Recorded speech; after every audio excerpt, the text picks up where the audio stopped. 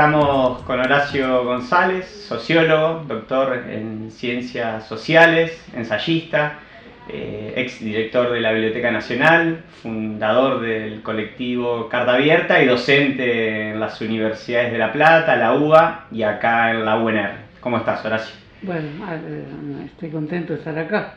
Bueno, después de bastante tiempo. Volviste. Sí. La primera pregunta que me interesaba hacerte, y en función de que, bueno, fuiste docente de nuestra facultad y en la materia proyectos políticos argentinos y latinoamericanos por más de 30 años, tenía que ver con el rol del docente universitario, ¿no? Con el lugar del profesor, y por la pregunta por la relación entre el profesor, los alumnos, el aula y los textos. ¿Qué nos podés decir en relación a esto? Bueno, nunca tuve la respuesta a preguntas que siempre fueron parte de lo que hacía cuando era profesor, y de algún modo lo sigo haciendo en otros lugares. Me gusta el profesor que prepara las clases, pero no me gusta el profesor que se reitera y que se adhiere de tal manera a lo que supuestamente sabe que espera siempre una réplica de lo que él produce o formula. Entonces, para que no ocurra eso, para que se rompa una suerte de pacto pedagógico muy fijo, muy rígido y muy ritualizado, el profesor debe proponer sus propios tropiezos y su propia angustia de hacerlo. Siempre me pareció que hice algo parecido a eso. No lo podría definir muy bien porque el dilema del profesor es un drama que acompaña todos los procesos culturales, y no todas las culturas tienen el mismo tipo de profesor, porque el profesor que se empeña en generar discipulados tiende a ser más un profeta, y el profesor que no se empeña en generar discipulados, pero sí en ser portador de una cultura, y en ese sentido que no se extinga un tesoro del cual con el cual algo tiene que ver, genera intereses diversos que pueden permanecer dormidos durante mucho tiempo y después reaparecen. A mí hasta hoy me pasa, de viejo profesor de los años 60, cuando yo entré a la universidad hace 50 años, de los que recuerdo ciertos fragmentos, ciertas frases, cierto sutil rasguido de algún pensamiento establecido. Es decir, no una palabra, me parece que hay cuadros establecidos del conocimiento, hay programas parciales, finales. No veo por qué no respetarlos. Creo que de alguna manera fui un profesor que los respetó y al mismo tiempo los corría del lugar permanentemente. Creo que esa tarea del profesor es el soplo sutil que supone serlo, es decir, correr continuamente del lugar, lo que de todas maneras existe, y es una gran herencia, que es la herencia de la posesión de un saber que tiene la enorme paradoja de que puede no estar en manos de quien cree tenerlo, y sí en la vida de quien supuestamente se ofrece a recibir ese saber. Quien sabe ya lo tiene, y es el que es profesor el que está ausente de él. Esa enorme paradoja se aprende con los años. La segunda cuestión que me interesaba charlar es, en un plano más general, cómo ves la universidad pública en estos últimos años en términos de avances, de cuestiones pendientes, de desafíos abiertos, en un contexto donde nos aproximamos al centenario de la reforma universitaria. Bueno, la veo amenazada presupuestariamente, amenazada por las concepciones privatistas en general del gobierno del Estado, y con escasas respuestas en relación a cómo se van distribuyendo las nuevas vocaciones, en relación a las matrículas y demás, y cómo van quedando cercadas las universidades de los conurbanos que se abrieron en los últimos años, donde creció de una manera muy amplia el sistema universitario. Después de la reforma universitaria, que planteó la universidad como un gran modelo de sociedad libertaria, digamos, en su primer momento. En su segundo momento la planteó como una universidad al servicio del pueblo, y esta discusión ha seguido con distintos matices hasta los años 60, donde de algún modo se redistribuyeron las ciencias y se redefinieron malamente, a mi juicio, como ciencias duras y ciencias blandas, pero esto suponía también la contrapartida de ante una mala definición de cómo se distinguían la multiplicidad de conocimientos. Al mismo tiempo comenzaban a organizarse por parte del Estado entidades que iban desde el CONICET a la creación del Ministerio de Ciencia, lo que, teniendo en cuenta distintas vicisitudes, marchas y contramarchas, terminó en el gobierno anterior con un aparato de subsidios muy importantes, con la valorización muy explícita de las carreras científicas y la posibilidad de que el CONICET adquiriera una dimensión en relación a las carreras humanísticas que antes no tenía. Eso fue una situación nueva, no suficientemente discutida, en general elogiada, y que formaba parte de los puntos que siempre se mencionaban dentro de las realizaciones del programa oficial. Eso a mí me parece muy bueno y me parece que hay que proseguirlo, mantenerlo y defenderlo. De todas maneras, le agrego a esta situación actual que faltaría redefinir el campo de la ciencia, darle nombres más precisos, pensar las vocaciones de una manera no imperativa, ni en relación a las matrículas. El gobierno anterior asentó un programa de becas muy explícito hacia ingeniería, por ejemplo, y eso dio un gran resultado, y al mismo tiempo no tuvo la misma decisión en relación a las áreas de humanidades. Eso me parece que supone la búsqueda de un nuevo equilibrio entre las humanidades y las ciencias físico-matemáticas, donde cabe la ingeniería de alguna manera, y al mismo tiempo las carreras que poseen distintos tipos de ambigüedad, por ejemplo arquitectura, psicología, todo lo que está en esta ciudad universitaria. Son ciencias que pertenecen a campos humanísticos y a campos científicos y matemáticos vinculados al cálculo y vinculados al mismo tiempo al conocimiento entendido como una forma de catarsis, digamos. En ese sentido, esta ciudad universitaria es bastante interesante, tiene psicología, ciencias políticas, arquitectura, música, quizá debería estar filosofía acá, pero bueno, también es cierto que una ciudad universitaria apartada de la ciudad es un tema que hay que volver a discutir. Fue el gran tema de los 60 en relación al apartamiento de las universidades del marco urbano establecido. Eso es lo que pasó en esta ciudad en los años 80. La Siberia. Y se llamó la Siberia, que es un nombre simpático porque todos los lugares alejados que tienen construcciones de este tipo se llaman Siberia en cualquier lugar del mundo, incluso en la Siberia, o a lo mejor menos allá que en cualquier otro lugar. Pero el nombre establece un cierto tipo de distanciamiento arquitectónico, moral y filosófico y urbanístico. Eso hay que verlo, son todos temas para verlos mientras se establecen las fórmulas adecuadas de la movilización que permita sostener todos los derechos que han sido establecidos en materia de estudios universitarios. La universidad es un derecho, al mismo tiempo son conocimientos que cada uno elige en la intimidad de su capacidad de seleccionar lo que le gusta. Y ahí el campo del derecho se atiene a lo que define cada persona en relación a su vocación, ¿no? Bien. La otra pregunta tiene que ver con el pensamiento, ¿no? Yo, y esto a título personal, creo que uno de tus más importantes aportes tiene que ver con problematizar y poner en debate los modos de reposición de un pensamiento político transformador, emancipador. ¿Cómo, en relación a esto, qué textos y autores te parece que tienen que estar en esta posibilidad?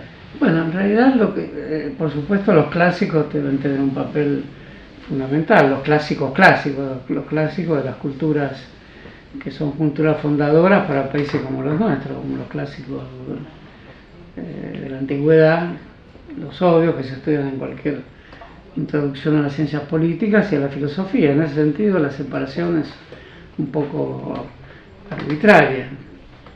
siempre tiene que estar el estudio del Gorgias de Platón o de la política de Aristóteles. Y después otras lecturas que están menos, pero tienen que estar, está la gran tradición retórica latina, tiene que estar Cicerón, tiene que estar, en fin, me parece que todo lo que es la marca retórica de la cultura jurídica, política de la Roma clásica tiene que estar, o sea, está la cultura latina quintiliana, en fin.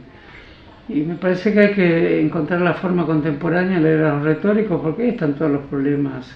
En Quintiliano se basa Hobbes para el Leviatán, y el Leviatán sigue formando parte de las consideraciones del político.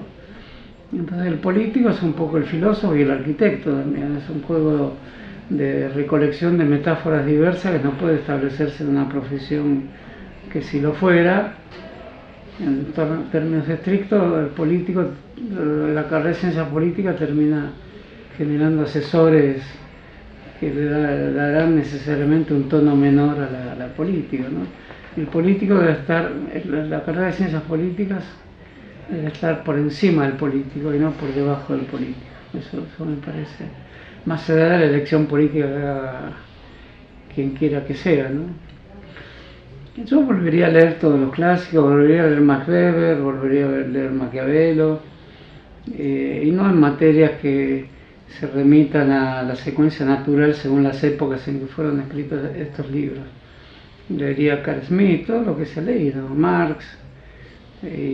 ¿Y de aportes del pensamiento argentino y latinoamericano? Bueno, ahí pondría como tema fundamental el modo en que la Argentina constituye su pensamiento como una réplica un poco desesperante del pensamiento que proviene de la gran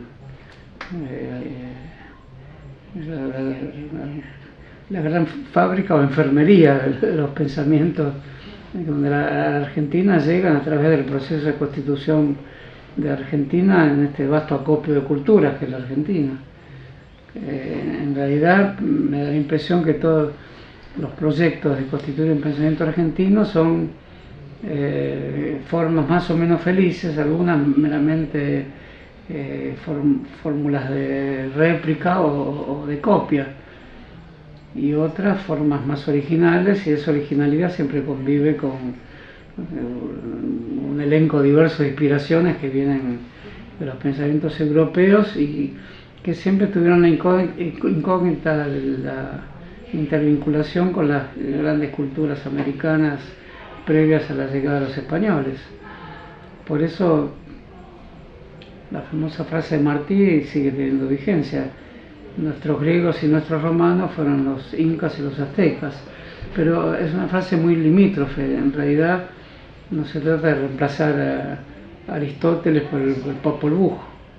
Se trata de estudiarlos en común y la gran aventura intelectual de América Latina tiene que ser una aventura de intercalación y de fusión de conocimientos, me parece, y eso está por hacerse también, más allá de que lo intentaron tantos y tantos, y ese intento tiene una historia que puede ir desde el de Anfunes hasta Mariátegui, o desde Mariano Moreno, que lo intentó poco, porque en realidad su formación era francesa, pero esa formación no puede excluirse para quien hoy se declaren indigenistas o partidarios de revisar las lenguas de los pueblos originarios. Por lo tanto, hay un problema lingüístico que implica que en ninguna facultad se puede privar de herencias lingüísticas y de conocimiento que provienen del conjunto de la disparidad del universo. Por eso una facultad es un homenaje a esa disparidad. No es una conjunción homogénea de pensamientos que se articulan en una ciencia, sino es una ciencia que vive de su persistente disparidad, ¿no? Disparidad de planos que la componen. Para cerrar y bueno, por último, ¿cómo estás viendo y viviendo el actual momento político, ¿no? Marcado por el triunfo del PRO, la destitución de Dilma Rousseff en Brasil y un escenario en la región que parece girar hacia políticas neoliberales, más conservadoras? Voy a decir algo duro, que tanto en Brasil como en Argentina y particularmente en estos dos países la derecha adquirió un tinte salvaje, salvajismo inusual, porque no son dictaduras, proceden a través de formulismos legales, pero lo hacen de un modo salvaje, drástico, lo que antes se llamaba draconiano, es decir, con decisiones que tienen un revestimiento administrativo, una legalidad formal y una voluntad política sumamente destructiva. Eso supone una reacción, el compromiso ético de reaccionar debidamente frente a este ataque que reciben las instituciones democráticas en nombre de un gobierno como un gobierno fantasmal. Cuando recibe una alerta de la Corte, en los términos triviales en que procede una Corte correctamente, digamos, salen a tocar timbre a las calles. Es decir, reproducen la idea de un Estado fantasmal, de un Estado que actúa como si no existiera, y que tiene una relación directa con el vecino, a través de un dedo que toca un timbre conectado con un cablecito de electricidad. Bueno, esa es la visión que tienen del Estado, un Estado fantasmal gobernado por alguien que su relación con su hija se expresa en ir a comprar un juguete, y eso sale en los diarios como un acto político revestido de la intensidad que tiene la vida cotidiana. Bueno, lo cierto es que esto no es así, es un conjunto de signos que emanan de un gobierno que quisiera no manejar resortes de gobierno, pero cuando los maneja realmente es un Estado que tiene una composición de autoridad en términos de fuerte arbitrariedad y de fuerte construcción, ya no de una hegemonía, sino de un conjunto de decisiones que son tan antirrepublicanas que la republicana mayor del país, la doctora Carrió, hasta advirtió: recién empieza la república con el dictamen de la Corte. Bueno, eso revela una ingenuidad, una astucia, que no es más que el reverso de la ingenuidad de la doctora Carrió. No existió antes la república, entonces, la tan proclamada república, o ahora solo existiría por una decisión de la Corte que es lo suficientemente ambigua como para no llamarse tampoco republicana ni intentar reponer nada más que decir lo que efectivamente la Constitución establecía en materia de audiencia sobre las tarifas. Y por otro lado, que las tarifas del servicio público se convirtieran en un problema político central revela que la política se hace más biopolítica que nunca, porque las tarifas suponen servicios sobre los cuales se establece la vida domiciliaria, la vida cotidiana, pero al mismo tiempo se pueden tener como un retroceso de los grandes proyectos políticos. Y en cuanto a eso, me parece que hay que volver a redefinir la democracia, las grandes movilizaciones. Hay que constituir un gran frente social cuyo nombre no lo conocemos, que sea capaz de colectar muchas fuerzas políticas, las que vemos hasta el momento que tienen más disponibilidad para tomar los asuntos públicos y establecer respuestas adecuadas a tanta arbitrariedad. No alcanza para constituir este frente político. Por lo tanto, hay que restablecer una gran discusión sobre el lugar de las personas. Por ejemplo, hay un tema muy específico en cuanto a eso, el lugar de Cristina, pero también el lugar de quienes en el pasado la criticaron y estarían dispuestos a atender un puente de diálogo con lo que fue el kirchnerismo. Y para resumir mucho, ¿qué fue el kirchnerismo? Está en discusión, porque el kirchnerismo está cargando hoy con un fuerte ataque a lo mejor que ha hecho, que es incluso los subsidios. Los subsidios son parte de una política democrática de reconstitución de la ciudadanía. No están hechos de una forma arbitraria, están hechos de una forma ligera. Eso supone que hay que revisar la forma en que los subsidios tienen que salir de la imputación de que es el populismo. Los subsidios es una política de Estado también. Y por otro lado, el tema de la corrupción, que tiene que ser tipificado. Es un tema sobre el cual el gobierno descuidó mucho sus acciones. Elaboró una idea de la decisión política donde ese tema se lo tomó muy ligeramente. Por lo tanto, los casos que están investigados por parte de la televisión, que es la nueva Corte de Justicia, tienen que ser revistos por la vida popular. Los movimientos populares no pueden permitirse ser afectados en su calidad emancipatoria por estas acusaciones, sean verdaderas o no. Las que lo sean, porque no hay duda que muchas lo son, también tienen que ser como que sometidas a una fenomenología, a un despojamiento de todo lo que los medios le ponen. Los medios convierten a la corrupción en un gran relato sobre el mal. En cambio, visto de una forma laica y específica, es un ámbito a investigar por los propios movimientos populares, porque tienen que encontrar la fórmula donde política y financiamiento de la política estén a la luz del día, tengan cánones legales y estén incluso incorporados a la Constitución. De lo contrario, el caso de Brasil es sumamente ilustrativo con Petrobras, y la Argentina también con la gran política de construcción de obras públicas que tuvo la Argentina. Primero, porque fue enorme y con muchas irregularidades, pero hay que resaltar que fue enorme también. Y segundo, se hizo con movimientos sociales como el de Milagro Sala, con escasos controles de auditoría. La auditoría es algo difícil de aceptar por los movimientos populares más impetuosos. Eligen la auditoría que los audita como parte del compromiso político. Quizás haya que crear fórmulas de auditoría para los movimientos populares que sean tan democráticas como rigurosas, pero son todos grandes temas a discutir. Los movimientos populares no pueden permanecer inertes o ciegos ante estas acusaciones que han horadado la base real de su electorado. Eso es una realidad que no puede ser omitida, ¿no? Bueno, gracias Horacio por estar nuevamente en la facultad, por todos estos años y por tu aporte imprescindible a construir un pensamiento argentino y latinoamericano emancipador. Bueno, para mí es un gusto estar acá y ver nuevamente la facultad después de varios años. Así que muchas gracias a vos y a los compañeros acá que están firmando.